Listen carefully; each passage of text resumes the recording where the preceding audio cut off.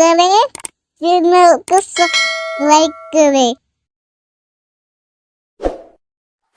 میرے پیارے آقا صلی اللہ تعالی علیہ وسلم کے پیارے دیوانوں، بے شک مراد کو پہنچا جو ستھرا ہوا اور اپنے رب کا نام لے کر نماز پڑھی، یعنی اپنے رب کا نام بھی لیا اور نماز بھی پڑھی. یہاں یہ بات آپ اچھی طرح سے ذہن میں رکھیں، یہاں مراد نماز بھی ہے اور دعا بھی ہے. فصلہ سے مراد دعا بھی ہے. اب دعا کے حوالے سے ایک نسخہ آپ کو عطا کر دوں. حضرت فضالہ رضی اللہ تعالی عنہ فرماتے ہیں کہ آقا کریم صلی اللہ تعالی علیہ وسلم مسجد نبوی شریف میں تشریف لائے تو ایک بندہ نماز سے فارغ ہو کر دعا کر رہا تھا. توجہ چاہوں گا، آپ بھی دعا کرتے ہیں، ہم بھی دعا کرتے ہیں، لیکن حضور صلی اللہ علیہ وسلم کا فرمان یاد رکھیے. سرکار صلی اللہ علیہ وسلم نے دیکھا کہ نماز کے بعد وہ بندہ دعا کے لیے ہاتھ اٹھایا اور سیدھا دعا مانگنا شروع کر دیا. اللہم اغفر لی، اللہم رحمنی، اے اللہ میری مغفرت فرما، مجھ پر رحم فرما. تو سرکار صلی اللہ علیہ وسلم نے تعجب کا اظہار فرمایا. آقا کریم صلی اللہ تعالی علیہ وسلم نے ارشاد فرمایا، تعجب ہے، پہلے تو اللہ کی حمد کرتا، مجھ پر درود پڑھتا، پھر اللہ سے کچھ مانگتا تو اللہ تیری دعا کو قبول کر لیتا. یہاں سے یہ بات سمجھ میں آئی کہ دعا کے لیے جب ہاتھ اٹھائیں تو ڈائریکٹ مانگنا شروع نہ کریں، بلکہ آپ دیکھتے ہوں گے کہ ہم لوگ بھی دعا کے اندر یہی تو پڑھتے ہیں، الحمدللہ رب العالمین والصلاة والسلام علی سید الانبیاء والمرسلین وعلی آلہ وصحابہ الطیبین الطاہرین، اور اس کے بعد دعا مانگتے ہیں. اب اگر کوئی اس طرح سے دعا مانگے تو آئیے حضرت عبداللہ ابن مسعود رضی اللہ تعالیٰ عنہ کی روایت سنیں. حضرت عبداللہ ابن مسعود رضی اللہ تعالیٰ عنہ فرماتے ہیں، میں مسجد نبوی شریف میں موجود تھا اور نماز سے فراغت کے بعد میں نے اللہ کی بارگاہ میں دعا کے لیے ہاتھ اٹھا کر عرض کیا، الحمدللہ رب العالمین والصلاة والسلام علی سید الانبیاء والمرسلین.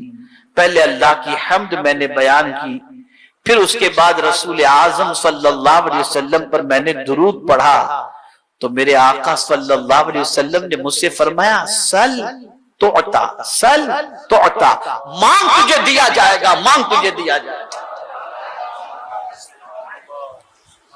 یہ آداب دعا میں سے ہے. پہلے اللہ کی تعریف کرو، پھر اللہ کے رسول صلی اللہ علیہ وسلم پر درود پڑھو، اور پھر اس کے بعد اپنے سوال کو اللہ کی بارگاہ کے اندر پیش کرو تو اللہ تعالی حمد اور سلام کے صدقے میں دعاؤں کو قبول فرما لیتا ہے. اب آئیے سمجھتے ہیں، حضرت یعقوب چرخی رحمت اللہ تعالی علیہ بڑے عظیم بزرگ گزرے ہیں. وہ راہ سلوک کے بارے میں فرماتے ہیں،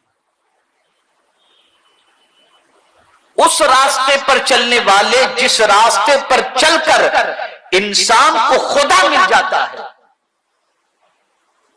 خدا مل جاتا ہے،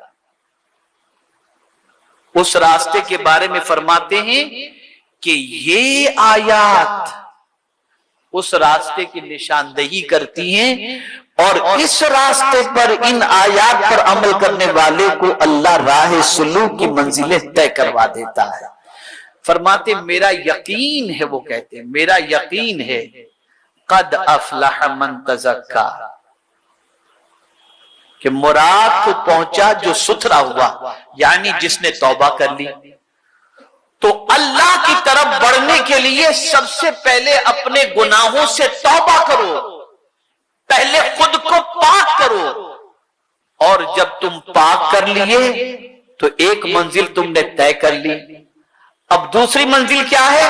وَذَكَرَ اسْمَ رَبِّهِ، پھر اپنے رب کا نام لو یہ دوسری منزل.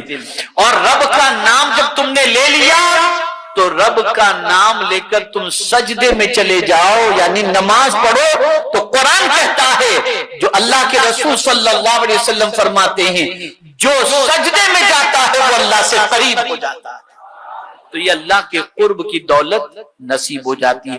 تو اس آیہ کریمہ میں قد افلح من تزکا وذکر اسم ربہ فصلی، ان آیات کے اندر رب قدیر جل جلالہ نے سلوک کی راہ کے چلنے والے کے حوالے سے ایک عظیم پیغام عطا فرمایا. تو من کو پاک کر لو، شرک سے پاک کر لو.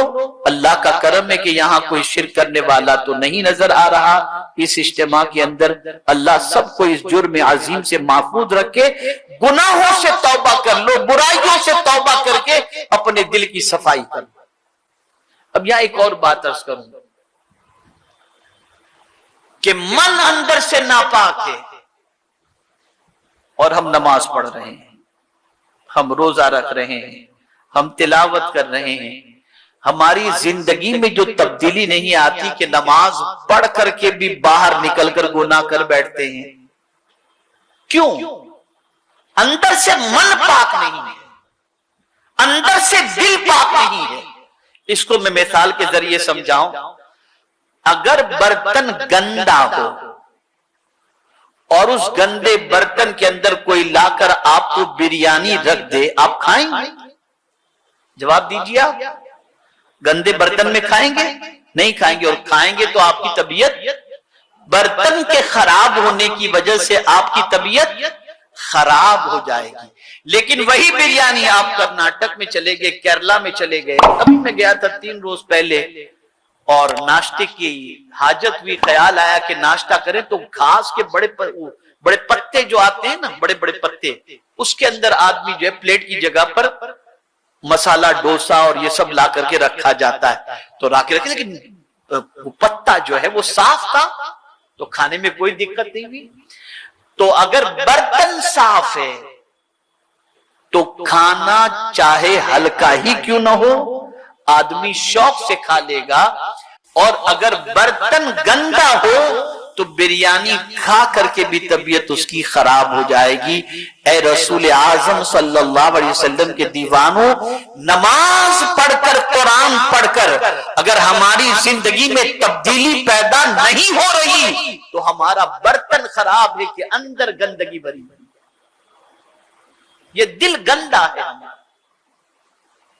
اس کو صاف کرو.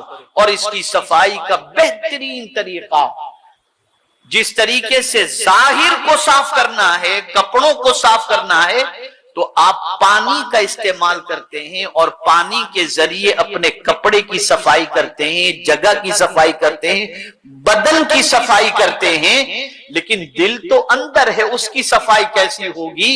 تو سن لو، دل کی صفائی آنسوؤں سے ہوا کرتی ہے. جب کوئی اللہ سے ڈر کر کے روتا ہے، ادھر آنسو نکلے، ادھر اس کے دل کی صفائی ہونا شروع ہو گئی، اس کے دل کی صفائی ہونی شروع ہو گئی.